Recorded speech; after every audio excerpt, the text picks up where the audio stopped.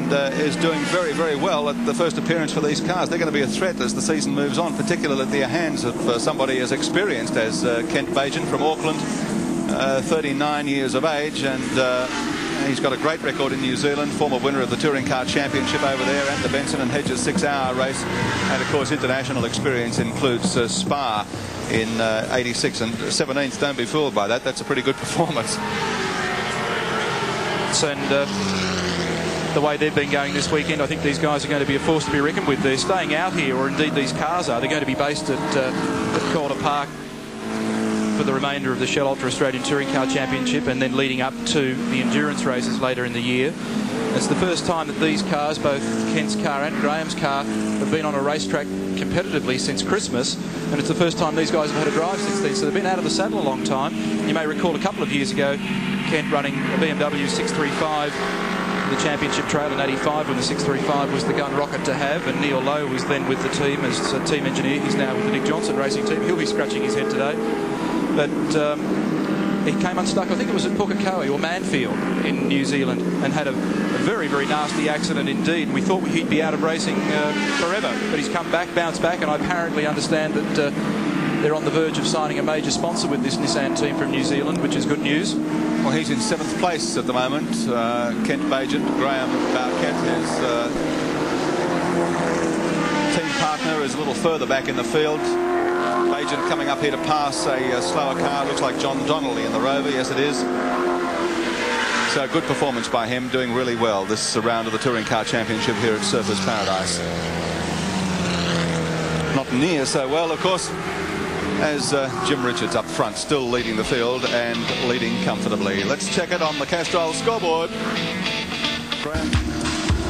Surfers Paradise Raceway on lap 17 out of 46 in the 6th round of the Shell Ultra Australian Touring Car Championship. Peter Bock being balked there momentarily by John Donnelly in the Rover. And this is the first chance we've had. Oh, hello. Donnelly giving Brock a real clenched fist there as he went by too.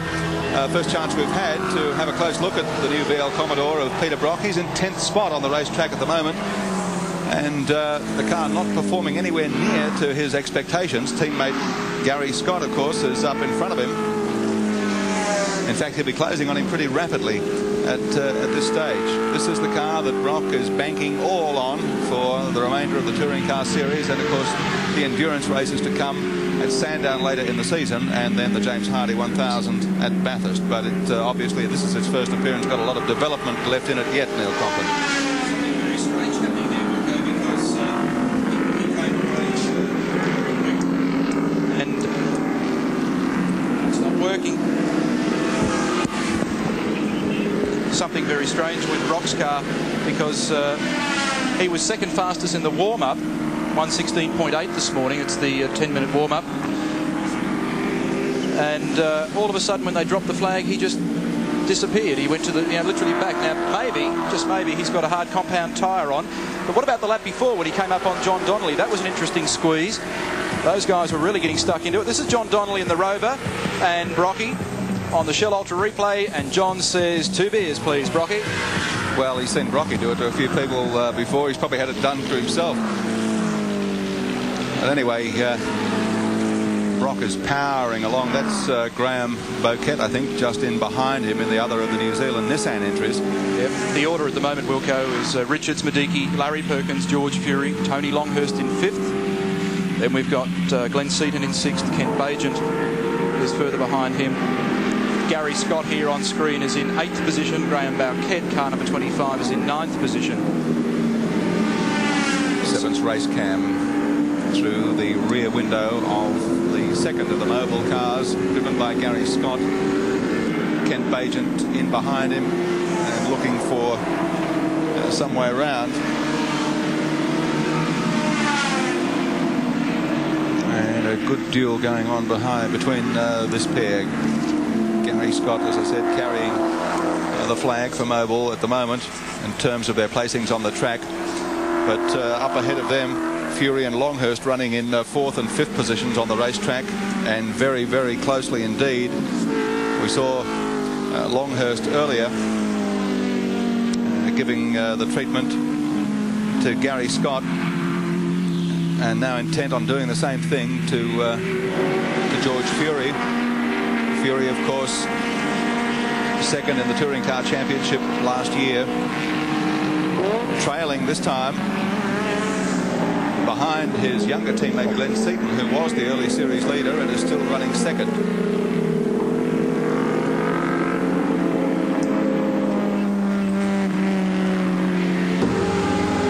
Oh, let's go back to the race cam action, and Bajan has got Scott and moves up another notch. And again, it just underlines the good performance that these New Zealanders have put together here at Surfers Paradise at their first outing in Australia for the season. And what a force they are to be reckoned with as events unfold towards the longer distance races. These guys really working hard for their money here at Surfers Paradise this afternoon. It is very, very warm indeed. The pace of the race is frantic. He's pulling away from Scott. Now Scott charging towards the bridge. Bajan, a touch on the brakes allows Scott to close up again. But Bajan is really wringing plenty out of the Turbo Nissan at this stage. And at this stage, we have a look at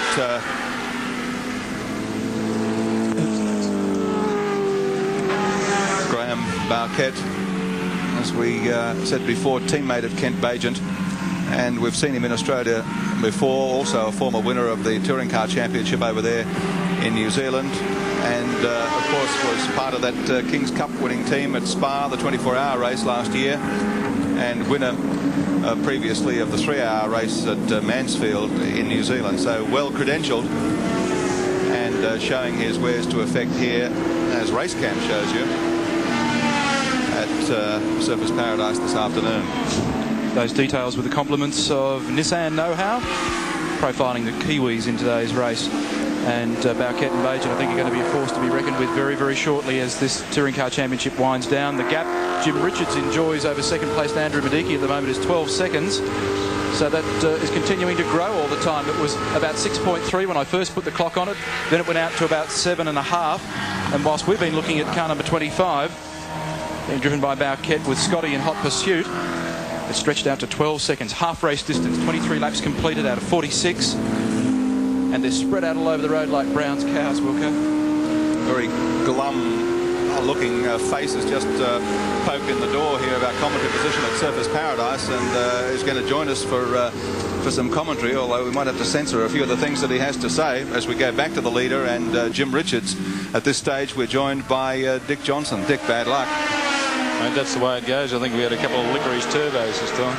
Goodness gracious me. This performance of Jim Richards is a real eye-opener. They seem to have found a lot more straight-line speed to be able to handle Surfers Paradise the way he is. Well, actually, when you consider that they're now running their new homologated Evolution parts on the vehicles, the performance is what one would expect after what they've done overseas in the last couple of meetings. Lap time through on Jim there, Dick, of a 1:17.22. So the predictions of this race being run in high 16s, early 17s was fairly accurate, although not a lot of pressure on him, so there's no need to drive the backside off the car. No, certainly, and I think, Jim, the thing he'd be concentrating on now would be conserving his tyres, because that's the one part of, like every car out there, and the BMWs, that the tyres are probably the most important part about the whole thing. As you can see, that Jim is just driving around like the car's on rails. He's not sliding it. He's being very careful the way he puts his foot on the throttle to give it the power. So the car is virtually in a straight line, and he's using every inch of the road. Looks like we've got a scrap developing here for third place between Larry Perkins and Tony Longhurst. Andrew Medicki's reasonably clear of these two guys now, the Oxo Ford Sierra. And not too far behind them, I noted that George Fury was lurking in the 30 Peter Jackson Nissan Skyline, and Longhurst giving Larry Perkins plenty to think about at the moment. Well, he's given quite a few people something to think about here this afternoon. He's asked for no quarter, and he's given none, certainly. He was the fastest driver in this morning's warm-up, a 16.5 from Brock, a 16.8, and qualified down in 10th position, 1:15.2. Dick, I'm sure you've got some recollections of a bit of biffo from young Tony last year as he now squeezes up on the inside of Larry Perkins. I think he might just get away with this manoeuvre. Not much room between them. Larry gives him some racing room, although he'll have the inside run when they make it to the next left-hander, and that's possibly the best place to be. Outsquirts him. V8 Commodore goes back into the lead in terms of this dice. And the next corner, it's all over. Yeah. And Tony pushes him all the way. And it's at about this spot last year, Dick, where you had a little altercation with this lad. Yeah, actually... he's an aggressive bloke, isn't he? Oh, I suppose some of these young fellas get a little that way. Well, he's had another nibble and didn't quite get away with it that time. And all the time, George Fury getting closer and closer to this battle. Actually, George is probably sitting in the box seat here because I think the Nissans would go a little further under tyres than what the BMWs. Tony's driving pretty aggressively and actually probably knocking his tyres around a little bit, where George is just sneaking up inch by inch, and he'll eventually, I'd say, nail Tony down the straight. This is the battle for third place in the race. Perkins, Longhurst, Fury. We're past the half distance. 46 laps, the total race here this afternoon. Andrew Medicki in second place, and up front Jim Richards leads. But this is where the action is. Well, it's 18 seconds between leader Richards and Larry Perkins here in third place, and he's a further 6 seconds down on Medicki in second in the Oxo Sierra. So this battle, the third, fourth, fifth, is an absolute ripper. And further behind George Fury, Glenn Seaton's now made his way clear into sixth place, so he may join them in the not too distant future. Actually, Larry's driving the race that he actually planned at the beginning of the day, where he said he would just go and conserve his tyres so he can get through to the end, and he's doing a pretty good job of it. Well, outside of Larry Perkins, the Commodores haven't been sighted. Peter Brock hasn't been sighted, and Gary Scott, after a great start, is just slipping further and further back. Yes, I think the tyres that Peter Brock and Gary Scott obviously elected to run are very, very hard compound tyres. You never know what could happen towards the end of this race. If a few of these guys run into trouble with tyres, they could be on them in no time at all, because when tyres go really bad, it's a matter of 4 and 5 seconds a lap difference between good tyres and bad tyres. And the way to cook them up is by doing, or by accidentally doing, what Tony Longhurst may have done that last time through Kelly Springfield over the back part of the course. He literally speedwayed around the whole corner and the car was really sideways. So he'll have to be careful, Dick, I guess, that he doesn't overdrive the car too much, or the advantage that he's probably got over Larry at the moment, even though it's a small one, he might end up losing and drop out of this dice. Well, actually, everyone says it's a very abrasive surface here at Surface Paradise, and there's no pun intended, but the actual reason for the high tyre wear rate here is that every corner is a very high-speed corner, and the tyres are loaded for long periods of time. And there's an awful lot of temperature goes into some of these tyres. I reckon it'll be somewhere around 250, 260 degrees at the end of a corner, which is too hot. By the way, Gary Scott and Peter Brock are now back running 9th and 10th in the race, so it's been a big drop for Gary Scott after mixing it with the leaders in the first couple of laps. Okay, well, you'll notice something's hanging off Tony's car too. He might be another one of his parking lights, maybe. Time through on Jim Richards on the last lap was a 16.65. He's picked the pace up just a little, although he doesn't really need to bother because he's now got a 20-second gap over this bunch. But he's reasonably clear of Medicki, but Andrew doesn't seem to be backing off, so he could be a threat later in the race. Perkins really flying in the VK Commodore. Longhurst just not losing touch with him, but just dropping off by a couple of car lengths. This battle for third goes on as we go down to the pit area to Peter McKay. Well, one of the many drivers with an early mark today in this torrid race is Colin Bond. What's your problem with the Alpha Col? We've actually blown a head gasket, Peter. It's a shame because the car was going extremely well, and we're quite confident of actually running very strong here today. The car was very quick, and we're right behind Peter Brock, and we just looked at the gauge and noticed the temperature gauge was quite hot. A little bit of smoke came from under the bonnet, but I'd say that we're disappointed because at last the car is very competitive. Okay, and in the background here, Peter Brock has come in for a quick pit stop for tyres. But Bondi, who's your money on now? Oh, it's got to be on Jim. I think he gets got that much of a lead. He gets forward to come in, stop for tyres, and keep going very strong. Colin Bond there with Peter McKay. ever cheerful despite the disappointments. But as Dick mentioned, there was a problem with Longhurst's car. And what is it, Crompton? You're jumping up and down like a flea in a fit there. Jumping up and down because the front right-hand pneumatic air jack is hanging out of Tony Longhurst's BMW. You might notice that if we get a close-up shot of the car. And I also did a couple of springboards as Longhurst goes through on the inside now and gets Larry Perkins. Mate, actually, there's the jack. Actually, Neil, it could. There you are. Look at him. He's out of control. Larry will pass him here probably. But see, the thing is that maybe he's trying to conserve tyres and just use the jacks instead. Well, he's managed to get away with this manoeuvre. I thought that Perkins might in fact get him down this part of the back straight area, but he didn't. And what I was also going to try and get in, I'll get it before I watch this next manoeuvre. Furies, how did he get through that gap? He gets Larry Perkins. What an incredible manoeuvre. I'll tell you what, the bloke in the yellow car, I don't know who it was, but I bet he's sitting there shaking his head. Could have been Lester Smurden. Now, the only thing he's shaking. At the back of these guys, you'll notice Peter Brock, and what I've been trying to spit out for about a lap is that Brock has made a pit stop and rejoined the race. So I don't know what his problem was, but he came into the pits when Longhurst went down the main straight. Tyre change. One assumes he's blistered a tyre or something like that. It's going to make it interesting for Longhurst as the tyres do go off. Dick, if he gets up over the ripple strip somewhere and digs in with that jack.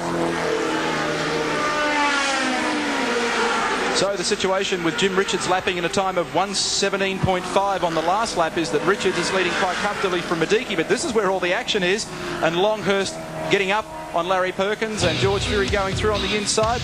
So let's confirm the placings at the moment as we...